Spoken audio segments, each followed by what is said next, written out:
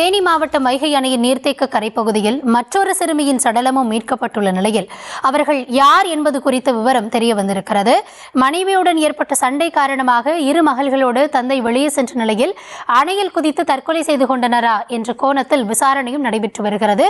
கூடுதல் விவரங்களோடு நம்முடைய செய்தியாளர் விக்னேஷ் இணைந்திருக்கிறார். விக்னேஷ், விரிவான விவரம் என்ன? தேனி மாவட்டம் பெரியகுளம் வடகரை பகுதியைச் சேர்ந்தவர் கிருஷ்ணமூர்த்தி. இவரது மனைவி பிரியங்கா. இவர்களுக்கு 7 வயதில் ராதாஸ்ரீ என்ற சிறுமியும் 5 வயதில் தமிழிசை என்ற சிறுமியும் உள்ள நிலையில் கணவன் மனைவி இடையே குடும்ப பிரச்சனை இருந்து வந்ததாக கூறப்படுகிறது.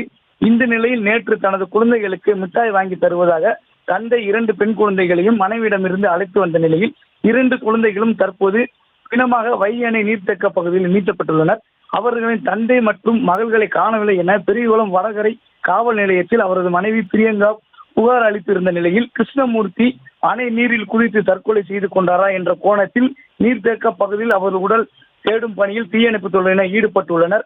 காவல்துறையினர் சிறுமி உயிரிழப்பில் தந்தைக்கு தொடர்பு இருக்கிறதா என்ற கோணத்தில் தீவிரமாக விசாரணை மேற்கொண்டு வருகின்றனர்.